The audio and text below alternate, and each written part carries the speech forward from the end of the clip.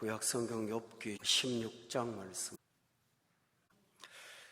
욥기의 큰 그 주제는 신실한 믿음의 사람, 경건한 사람에게 다가온 고난의 문제입니다.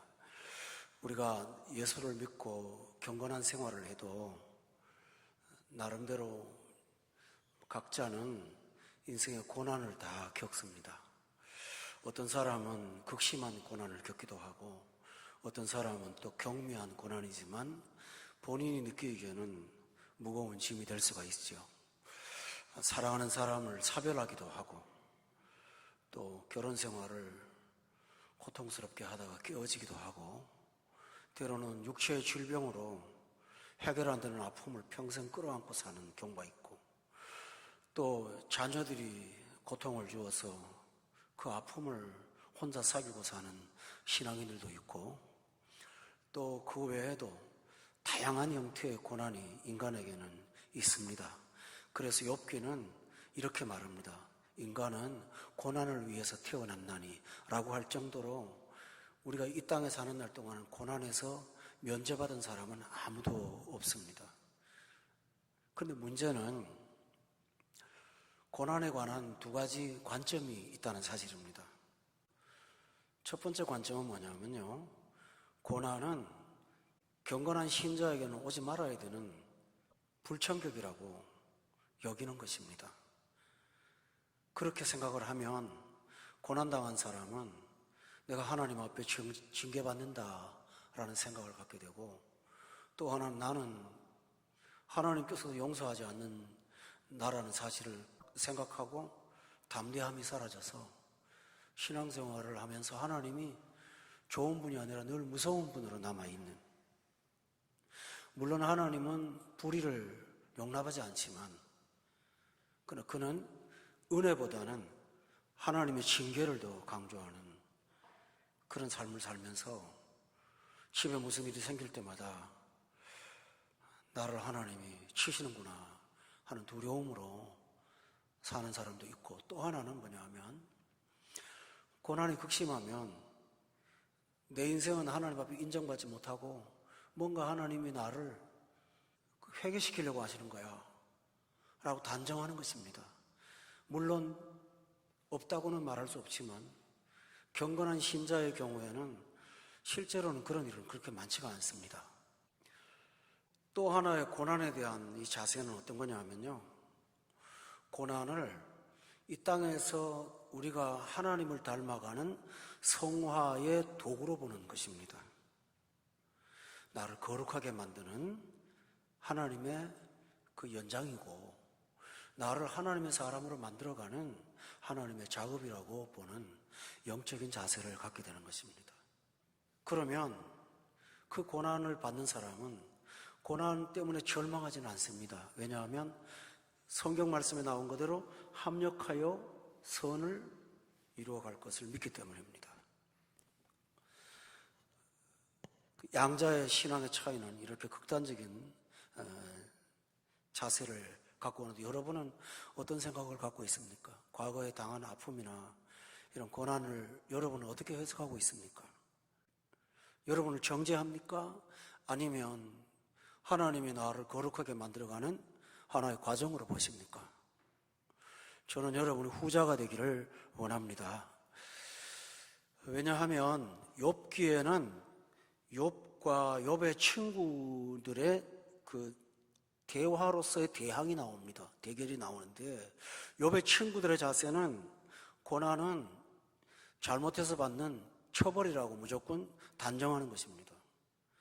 그래서 욥한테 끝없이 추궁하는 거예요. 너 잘못한 거 있으니까 회개하라고요.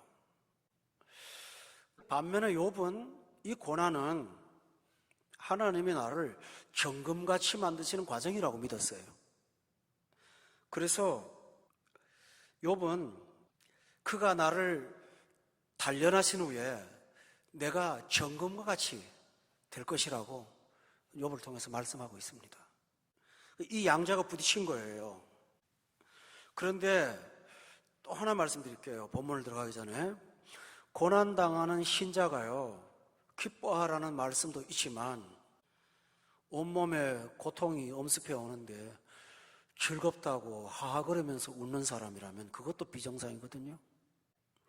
근데 외부의 사람들은 보면서 그 고통의 깊은 심연의 세계에 아픔을 당하는 그 사람을 놓고 믿는 사람이 저것도 못 견뎌서 저렇게 불안해하고 정서적으로 안정감이 없고 그러냐고 사람들은 그 사람을 보고 비난하는 경향도 많이 있어요. 욥이 지금 그런 경우를 당하는 거거든요. 그때 이런 아픔을 외부에서 주고 고통을 당할 때 이 경건한 욥이 이 문제를 어떻게 처리했는가, 어떤 방식으로 풀어나갔는가, 그 문제에 대한 내 신앙의 자세는 뭔가 하는 게 오늘 본문에 나오는 아주 중요한 내용이에요. 오늘 본문은 여러분이 고난을 당할 때 여러분의 정서와 우리가 갖고 있는 삶의 그 자리를 하나님이 도우시는 위대한 진리라고 여러분이 알게 될 것입니다. 그래서 그 사실을 한번 찾아가 보도록 하겠습니다. 16장 2절에 보면 욥의 친구들에 관해서 욥은 이런 말은 내가 많이 들었나니 너희는 다 재난을 주는 위로자들이라고 표현했습니다. 여러분, 무엇이 재난을 주는 위로자입니까? 욥한테 와서 지금 친구들이 한 말은 다른 성경을 보면 너 하나님 앞에 회개하면 다시 하나님이 번영의 시대로 되돌려 놓을 거야.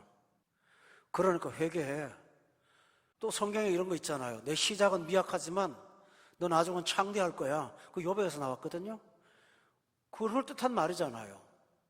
그런데 그 근저에는 뭐가 깔려있냐면요, 네가 죄를 회개하면, 네가 잘못을 회개하면 하나님이 돌려놓을 거야 라고 하는 말이에요.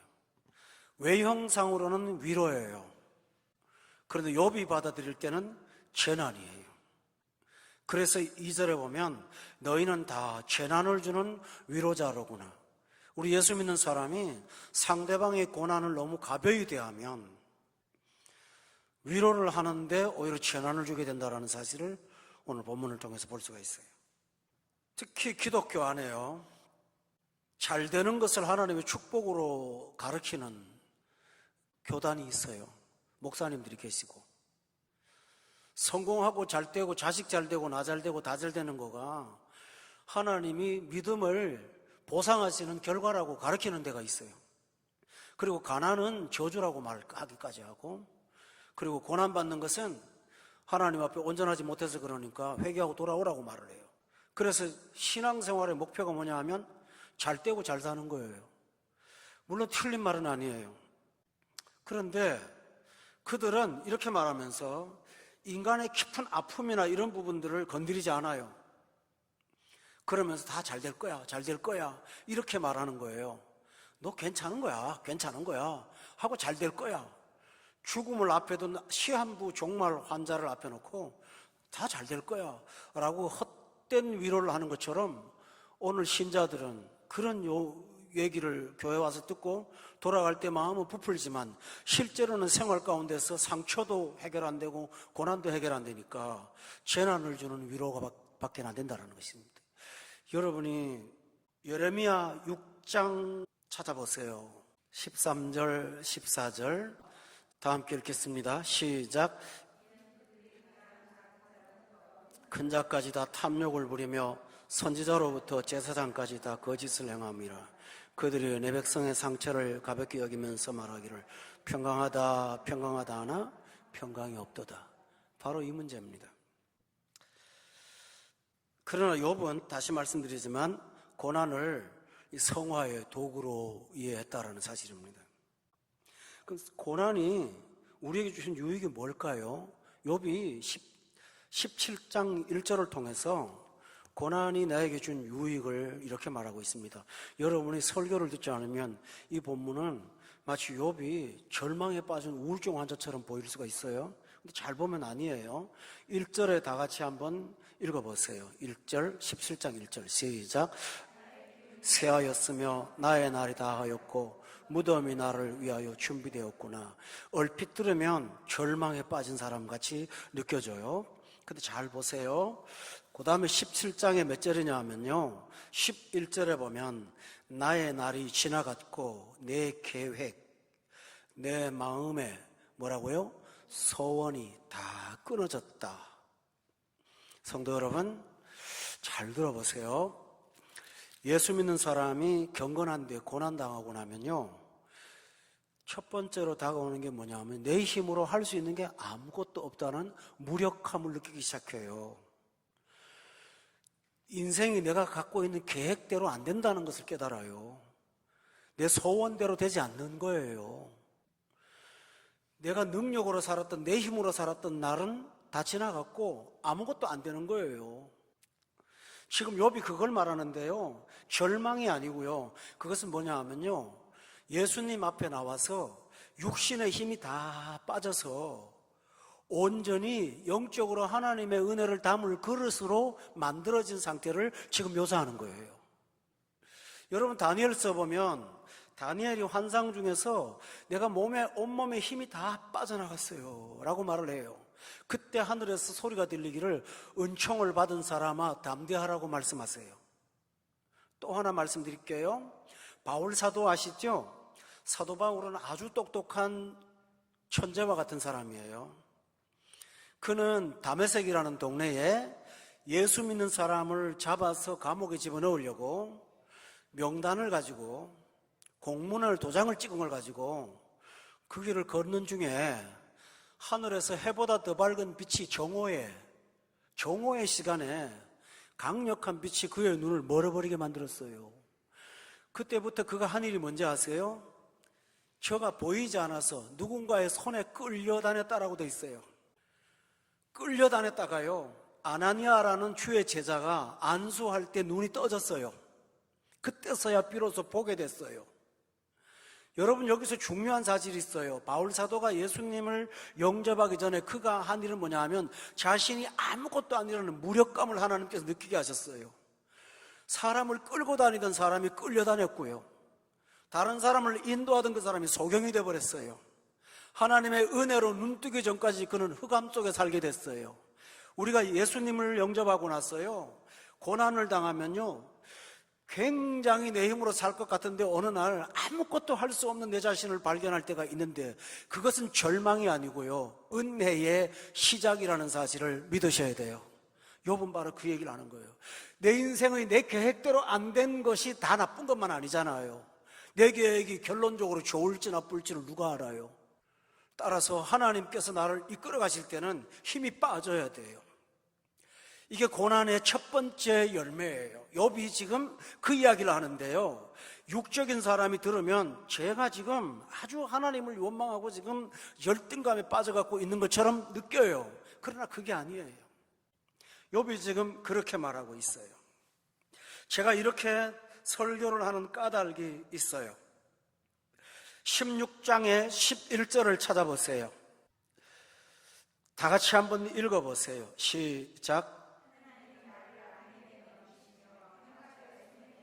이 고난을 누가 하신 거예요? 사탄이 주는 거예요? 자기 실수해요? 아니에요. 하나님이 나를 건드리신 거예요. 또 보세요. 오늘 좀 어렵지만 사실은 어렵지가 않아요. 14절에 보면 그가 나를 쳤다고 돼 있죠? 치고 다시 치고 달려들기까지 하셨다고요? 고난의 원인이 누구예요? 하나님이에요. 너무 행복하게 살아서 와닿지 않으시나요? 저는 지금 뼈저리게 와닿는 얘기를 하고 있는데요, 지금 이 고난은 죄와 관계없어요. 하나님이 나를 친 거예요. 왜요? 나를 단련하여서 정금같이 만들려고 하나님께서 그리 하신 거예요. 욥이 그걸 알아요. 그러니까 내 실수로 내가 지금 당하는 아픔이라면 낭망하지만 하나님이 뭔가 내가 잘 모르지만 이유가 있어서 나를 건드리시니 하나님이 건드리는 바람에 내 힘 다 빠져버린 거예요. 내가 할 수 있는 게 아무것도 없어요. 근데 중요한 게 있어요. 하나님이 내 힘 빼뜨려 놓고요, 하나님이 그때부터 일하실 거예요. 믿으세요? 욥이 지금 그 사실을 붙잡는 거예요. 잿더미 위에 앉아서 하나님, 나를 완전히 발가벗겨 놓으셨으니까 이제 하나님이 하실 차례잖아요 하고 하나님을 바라보는 거예요. 모세를 예로 들게요. 성경에 보면 모세는 120살 살았다고 돼 있죠. 근데 성경은 그 사람의 나이를 40살까지, 그 다음에 40에서 80까지, 80에서 120까지 3등분으로 나눠놔요. 나눠놓고 뭐라고 하는지 압니까? 40살이 되매 40이 참에 40년 동안 이렇게 돼 있어요. 여러분 기억하죠? 하나님이 정확하게 그 사람 인생을 3등분 나눠놓고 딱딱딱 이끌어 가셨는데, 첫 번째가 뭔지 압니까? 물에 빠진 아이 구원했잖아요. 근데 아기 때니까 의식이 있어요, 없어요? 없어요. 그러니까 잘났어요. 교만했어요. 애굽의 공주의 아들 아닙니까? 그래서 그 성경에 뭐라고 나와 있는지 아세요? 자기 백성들이 자기의 손을 빌어서 하나님이 구원해 주시라는 것을 그는 생각했다고 돼 있어요. 내가 하나님의 구원의 대행자라까지 뻣뻣하게 생각했던 사람이에요. 그런데 사람 하나 죽여놓고 도망갔잖아요. 40년 동안 광야에 가서 뭐 했나요? 양 쳤어요. 대릴사위 됐어요. 아무것도 자기로 힘으로는 할 수 있는 게 아무것도 없었잖아요. 그래가지고 80세에 하나님이 불러서 가라고 하니까, 그때 이 모세가 하는 말이 뭔지 압니까? 나를 통해서 구원하리라 생각하였으나 그 말은 싹 들어가고요. 내가 아무것도 못합니다. 난 입이 부끄럽고 떫은 사람이라 말도 제대로 못합니다. 말도 못하고 못합니다. 하도 못한다 그러니까 하나님이 길에서 죽이려고까지 했던 정도로 기억하십니까? 그게 바로 뭘까요? 하나님 앞에 손에 잡힐 만한 때가 된 거예요. 아무것도 못하는. 그래서 어떤 사람이 영어로 말하대요. 처음에는 썸바디였다가 나중에 노바디였다고요. 근데 그 시점이 하나님이 역사하는 시간이라고요. 여러분이 가장 캄캄한 흑암 같은데 그 시간에 부활의 영광을 가신 하나님의 새벽이 시작이 된다는 사실을 여러분이 믿으셔야 돼요. 그때가 절망하면 안 돼요. 그래서 욥은 내 힘은 다 빠졌어요. 그런데 3절에 뭔지 압니까? 청하건대 나에게 담보물을 주세요 라고 말을 해요. 담보물이 뭐죠? 증거물을 달라는 말이에요.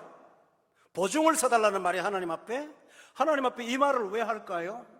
3절 하반절에 보면 이런 말이 있어요. 내 손을 잡아줄 사람은 하나님밖에 없습니다. 개역 한글은 그렇게 돼 있어요.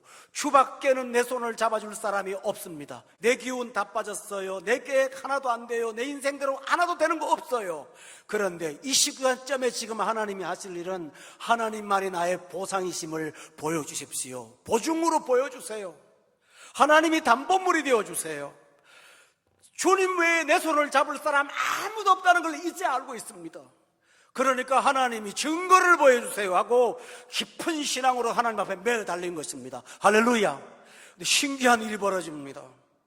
내 힘으로 아무것도 못합니다 하고 절망 가운데 하나님을 부르짖으면, 그래 내가 아마 홍해바다 앞에서 아무것도 할 수 없는 이스라엘 백성들이 하나님의 능력으로 바닷물이 갈라지는 것을 보는 것처럼 하나님께서 보증물이 되어주시고 증거가 되어주셨다는 사실입니다.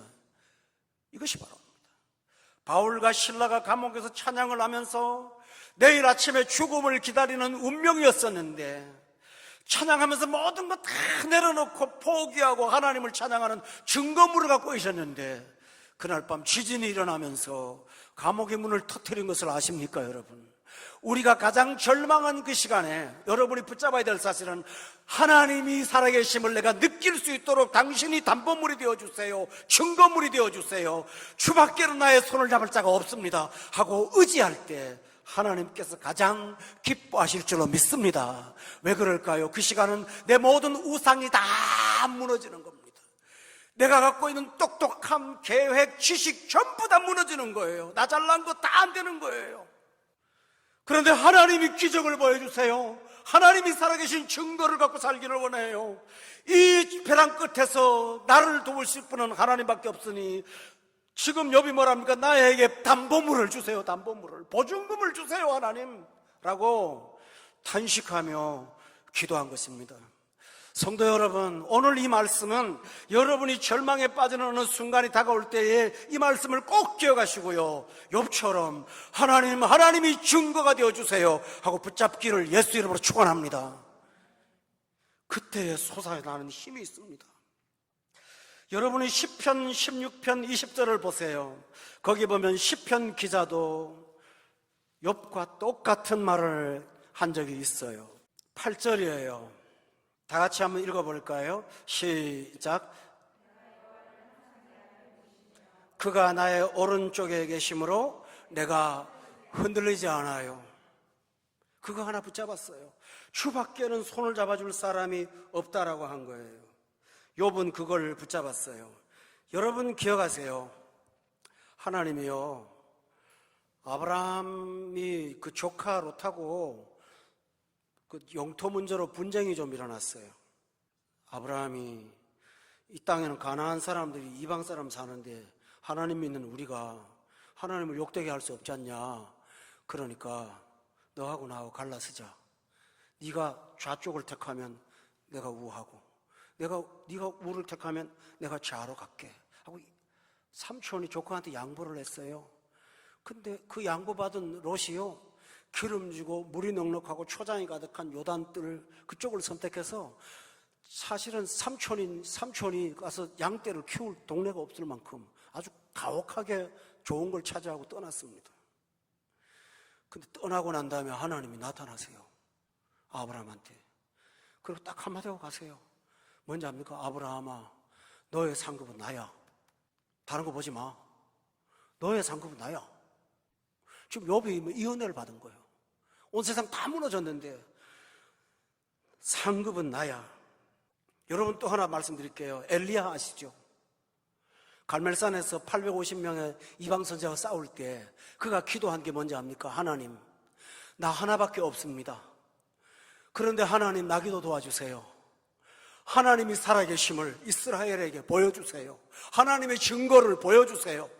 이 제단에 불을 붙여주세요 라고 기도하면서 하나님의 증거가 되심을 그는 붙잡았어요. 그리고 매달렸어요. 그랬더니 하나님께서 그 제단에 불을 붙여서 도랑에는 물까지 다 태워버리는 능력으로 당신의 증거를 보여주셨어요. 그 사실을 기도하고 나서 욥기로 돌아가서 보세요. 욥기 17장이에요. 4절 다 같이 한번 읽어보세요. 4절 시작. 깨닫지 못하게 하셨사오니 그들을 높이지 마옵소서. 여러분 여기서 욥이 말하는 그들은 욥한테 재난을 주는 위로자, 친구들을 말하는 거예요. 그런데 뭐라고 하냐면 주께서 그들의 마음을 가리어 뭐 했다고 그랬죠? 깨닫지를 못하겠다고. 지금 욥이요, 자기 신세가 육신적으로 보면 굉장히 가련하잖아요. 그런데 도리어 영적으로 하나님을 의지한 욥은 불쌍한 사람이 자기가 아니라 누구예요? 친구들이에요. 그들의 영이 불쌍한 거예요. 눈이 가려져서 깨닫지를 못하는 무지에 빠져 있으니, 병들어서 잿더미에 앉아있는 나보다도 더 무지한 저 사람들을 보니 너무 답답해요. 여기서 우리는 뭘 느낍니까? 하나님만 고난 속에 붙잡으면 사람이 담대해지고요, 불행함이 사라지고요, 내가 초라해졌다 실패자라는 의식이 싹 사라지면서 오히려 그것을 비난하는 세상 사람들을 불쌍히 여기는 영혼을 향한 뜨거운 사랑이 생길 수가 있습니다. 할렐루야. 5절을 보세요. 보상을 얻으려고 친구를 비난하는 자는, 그 사람들의 믿음이 보상 중심 신앙이라는 거예요. 그의 자손들의 눈이 멀게 되리라. 여러분 잘못 들으면 안 돼요. 이 말은요, 욥의 친구들도 각 자기 지역에서 영적 지도자들이에요. 그러니까 영적 지도자니까 제자들이 있는 거예요. 말씀을 전하면 듣는 사람들이 있는 설교자들이에요, 이 사람들이요. 그런데 뭡니까? 그들이 눈이 멀어버리고 그들이 깨닫지를 못하는 사람이 그런 상태에서 자기 제자들을 가리키고 있으니, 본문 5절에 봅니까? 그의 자손들의 눈을 스스로 멀게 만들어버리는, 너무나 가슴 아픈 얘기라는 것이에요. 제가 고난을 당해보니까 참 내 신앙 좋은 친구들도 알았는데 저렇게 답답하냐라는 거예요. 마음 아파하는 거예요, 욥이.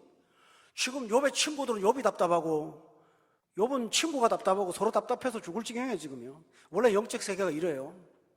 육의 사람은 영의 사람이 답답해 죽겠고, 영의 사람은 육의 사람이 답답해 속 터지고, 뭐 다 그런 거죠. 지금 이러고 있어요.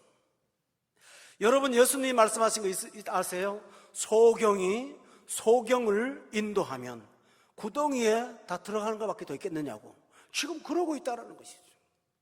고난을 성화의 도구로 이해하지 못하고 심판과 징계의 결과로만 얘기를 하는 이 친구들을 보면서 욥은 너무 안타까워했습니다. 성도 여러분, 잘 들어보세요. 지금 욥은요, 육신적으로 말하면 자기 앞가림도 못하는 지금 상황 아닙니까? 기가 막히고 처참한 상황이 있는데요, 자기 인생에 대한 연민, 아픔, 고통보다도 어떤 사람에 대한 고통이 더 큰가요? 자기 친구들의 영적인 무지, 그게 더 아팠어요. 육신적으로 열등감에 빠지면 자기한테 몰입을 해요. 근데 영적으로 하나님 앞에 경건하게 지면요, 고난 가운데 자기의 고통을 묵상하는 것이 아니라 어리석은 세상을 보면서 탄식하게 될 줄로 여러분 믿으십니까? 여러분 기억하세요? 예수님께서 겟세마네 동산 감람산에 올라가서 그날 밤 십자가를 지는 잡히기 전날 밤 우셨어요. 그 위에서 울면서 예루살렘아 예루살렘아, 암탉이 병아리를 품듯이 너를 품으려고 했던 날이 얼마나 많았던고, 네가 평화의 날을 알았더라면 좋았을 걸 하고 예수님은 우셨다고 돼 있죠. 성도 여러분, 실제로 그날 밤은 어떤 밤입니까? 예수님이 잡혀서 십자가에 달리러 가시는 날 밤이잖아요. 당신의 고난이 지금 문 앞에 와닿아 있고 발 앞에 있는데요, 주님은 당신의 아픔이나 고난을 묵상하지 않고 예루살렘의 무지를 가슴 아파했다는 사실을 기억하십니까? 여기서 우리는 고난을 성숙의 도구로 이해하고 하나님만이 나의 힘이라고 믿는 사람은 자기 중심으로부터 벗어나서 오히려 이웃을 사랑하는 감정으로 뜨거운 사람으로 변화될 거라는 사실을 믿으십니까? 이것이 하나님이 하는 일이에요. 또 하나 있습니다. 본문 6절을 한번 또 읽어봅시다. 6절 말씀 시작. 그들이 내 얼굴에 침을 뱉는구나. 7절도 8절도요. 내 눈은 근심 때문에 어두워지고 나의 온 지체는 그림자 같구나. 정직한 자는 이로 말미암아 놀라고 죄 없는 자는 경건하지 못한 자 때문에 분을 낸다고 되어 있습니다. 이 말은 도대체 뭘까요? 하나님께서 나를 징계하는데 백성들이 속담거리가 되었다라는 말을 해요. 6절에 이게 뭘까요? 예수 그렇게 잘 믿는다 그러더니 그 집 참 돌아가는 게 형편없구만. 그까지는 좋은데요, 또 심각하게 뭐라 하냐면 저 사람 보니까 하나님이 살아계신 게 아닌 것 같아. 반대로 어떤 사람은 어떻게 말하는지 아세요? 그 집 당하는 거 보니까 정말 하나님은 살아계셔. 예수 안 믿는 사람이 벌 받는다라는 거죠. 하나님을 증오하는 사람이 그런 말을 해요. 지금 욥이요, 이런 온갖 소리를 다 듣고 있는 거예요. 그러니까 욥의 마음의 근심이 뭐냐 하면요, 첫 번째 근심은 친구들의 영적인 무지예요. 두 번째 근심은 뭔지 아세요? 하나님의 영광이 땅에 떨어지고 자기로 인해서 모욕당하는 것이 너무 마음 아팠어요. 이게 본문에 보세요. 8절에 보니까 정직한 사람도 놀라고 죄 없는 자는 경건하지 못하다고 하는 욥 때문에 분을 내고 있으니 이 요지경 속에서 하나님의 영광이 땅에 떨어지는 것을 욥은 굉장히 고통스러워한 것입니다. 오늘 육신적으로 거듭나지 못한 성도는 이 말이 도대체 무슨 말인지 전혀 와닿지도 않을 거고요, 고난을 겪어보면서 은혜로 겪어본 사람들은 상당히 공감하실 거라고 난 믿어요. 오늘요, 극과 극일 거예요.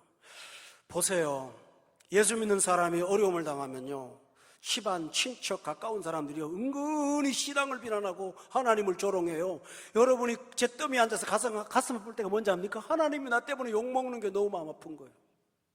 어떤 장로님은 그러시더라고요. 몸의 질병으로 온갖 고생을 다 하는데요, 집에서 밖에 안 나오는 거예요. 그래서 목사님이 신방을 가셨어요. 장로님, 하나님 영광 위에 사시다가 고난당하시는 건데 부끄러워하지 마세요. 그랬더니 그 장로님 뭐라는지 아세요? 목사님 하나도 안 부끄러워요. 제가 왜 부끄러워요? 그러나요, 육신적인 사람들이 하나님을 욕할까 봐 제가 안 나가요. 참 맞는 말이에요. 육신적인 사람들이 하나님을 욕칠할까 봐 제가 못 나가는 거예요. 그분의 말을 내가 공감합니다.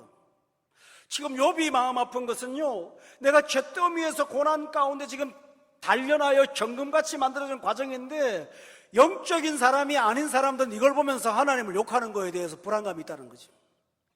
그러니까 그 잿더미에 앉아서도 오매불망 구원과 하나님의 영광만 근심했던 거룩한 사람이 바로 이 사람이에요. 할렐루야. 그래서 9절에 그는 결단을 하는 거예요. 다 같이 한번 읽어보세요. 9절이 굉장히 중요한 말씀이거든요. 9절 말씀 시작. 그 길을 꾸준히 가고 손이 깨끗한 자는 점점 힘을 얻는다. 그러니까 의인은 그 길을 뭡니까? 이 고난 속에도 하나님의 영광을 붙잡는 그 길을 꾸준히 갈 거라는 거예요. 세상 사람들의 눈치 때문에 포기하지 않고 계속 갈 거라는 거예요. 왜 가는지 압니까? 그들을 보면서 마음은 아프지만 이상하게 손이 깨끗한 사람은 점점점 힘이 나요. 고난 가운데 능력이 나타나요. 힘이 나요. 겉으로는 울고 있고 몸은 고통스럽고 사람들은 비난하고 내 얼굴은 근심으로 가득 찬 것 같은데 내 영혼은 힘이 나요. 힘이 나요. 먹은 것도 없고 돈도 없고 능력도 없는데 하나님 믿고 담대하게 걷는 점점 힘이 나는 이 신기한 걸 어떻게 설명하겠어요? 바울과 실라가 아까도 말씀드렸지만 감옥에 들어갔습니다. 내일 아침에 죽을 운명인데요, 오늘 밤에 왜 그렇게 하나님 앞에 감사하기를 원하고 찬양이 나오는지요? 그게 믿는 사람의 신비함입니다. 오직 여호와를 앙망하는 자는 새 힘을 얻습니다. 독수리 치며 날개 치며 올라감과 될 것이요, 소년이라도 넘어지고 장정도 자빠지지만 여호와를 앙망하는 자는 새 힘을 얻는다고 말했습니다. 할렐루야. 놀러를 다니고 하나님 앞에 빠져다니면 힘이 나던가요? 아니에요. 영이 다 싹 빠져나가는 것 같아요. 그런데 힘이 들 때마다 하나님 붙잡고 엎드리면 이 밑바닥부터 솟아오르는 영의 힘이 강해요. 그 힘으로 이기는 거예요. 지금 욥이 그걸 알기 때문에, 그러기 때문에 의인은 그 길을 꾸준히 갈 거라는 거예요. 손이 깨끗한 자는 점점 힘을 얻을 거라는 사실을 그는 믿고 있습니다. 여러분 아마 신약성경, 구약성경 앞에서 굉장히 수준 높은 신앙인의 고백이라는 사실을 믿으십니까? 그런데 여러분도 공감하신다는 사실이 얼마나 감사해요. 내가 그런 적 있잖아요. 그렇죠?